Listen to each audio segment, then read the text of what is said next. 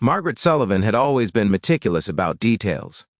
Even now, sitting propped against silk pillows in her bedroom, she took her time finding the right number in her phone. The blood pressure monitor hummed quietly beside her, a constant reminder of why she was making this call at all. She was supposed to call her lawyer. Instead, somehow she dialed wrong. The man who answered sounded tired. "Hello?" Margaret paused. The voice was unfamiliar. "I'm sorry. Is this David Chen's office?" "No, ma'am. I think you have the wrong number." She should have hung up. That would have been the logical thing to do. But something in his voice, something warm despite the weariness, made her hesitate. "I apologize for disturbing you. It's no trouble," he said, and she could hear him shifting, perhaps sitting up. "Are you all right? You sound, if you don't mind me saying, you sound like you might need help." Margaret looked around her bedroom, the soft glow of the bedside lamp, the original Monet on the far wall, everything beautiful, everything hollow. "I'm fine, just making arrangements." The man was quiet for a moment. Then he said, "My name's James Morrison, and I know we don't know each other, but something tells me you're not as fine as you're saying." She surprised herself by not hanging up. "You're perceptive, James Morrison. Years of practice," he said with a gentle laugh. "I have 2 daughters. You learn to hear what people aren't saying." Margaret found herself smiling despite everything. "I'm Margaret, and you're right. I'm not fine at all." What followed was the strangest conversation of her 58 years.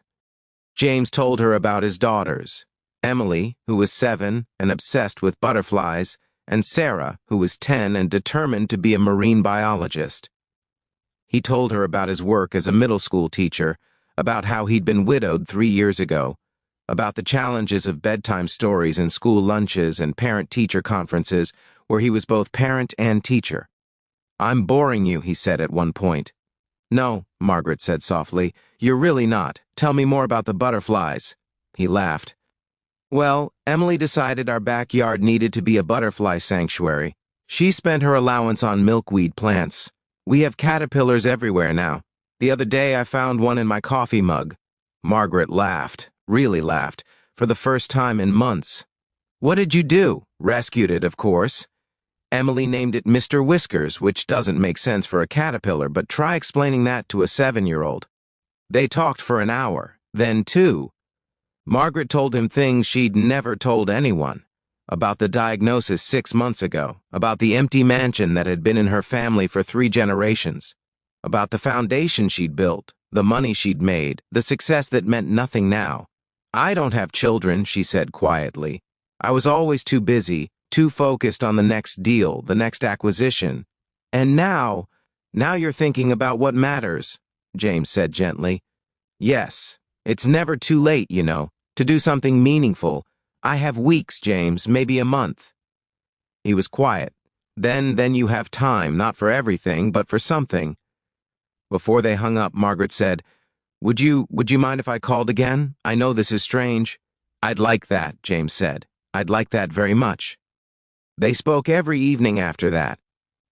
Margaret learned that James made terrible pancakes, but excellent spaghetti, that he sang off-key in the shower, that he still kept his late wife's garden going, even though he didn't know a rose from a tulip when he started. James learned that Margaret had built her fortune from scratch, that she'd been orphaned young and raised by an aunt who taught her to be strong, to never show weakness, that she'd forgotten somewhere along the way how to be simply human. A week into their nightly calls, Margaret said, "I want to meet your daughters. Are you sure? I've never been more sure of anything." James brought Emily and Sarah to visit on a Saturday afternoon.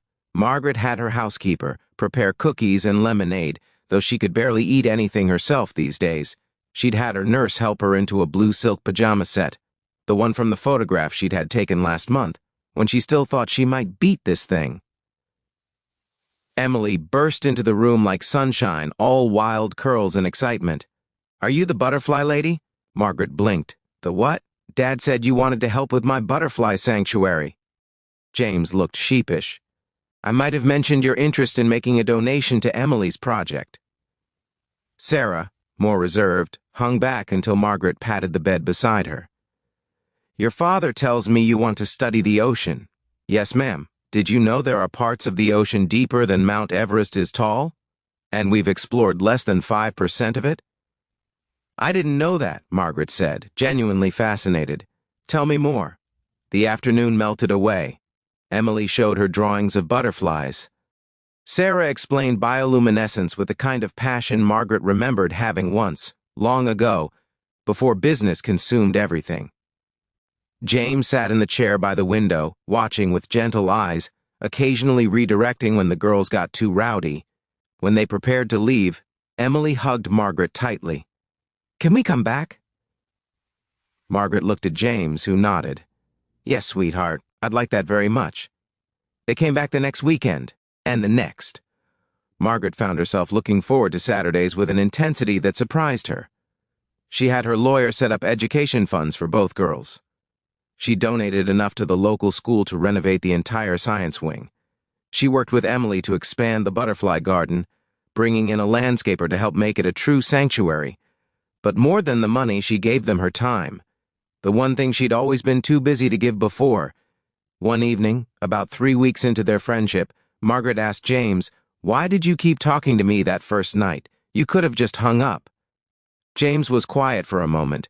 You reminded me of something my wife used to say. She'd tell me that everyone needs someone to hear them, really hear them, not just the words but what's underneath. You sounded like someone who needed to be heard. I did, Margaret whispered. I do, I know. The disease progressed. Margaret grew weaker. But she also grew, in ways she'd never expected. She learned to braid Emily's hair. She listened to Sarah's theories about marine ecosystems.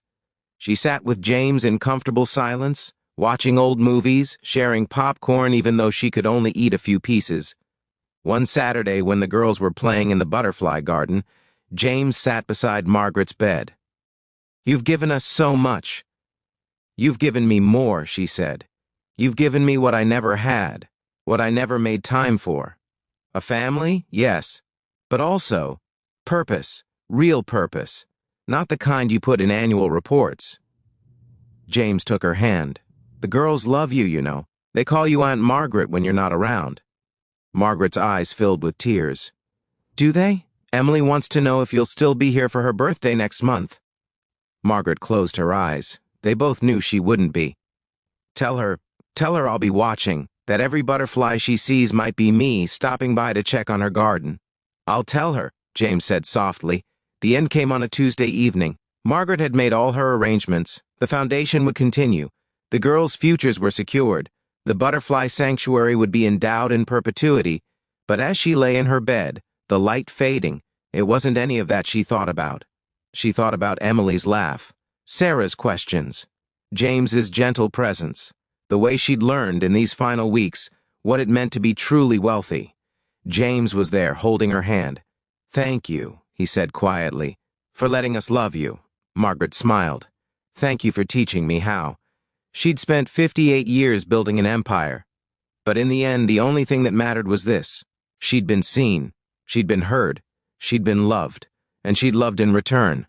That was enough. More than enough. It was everything.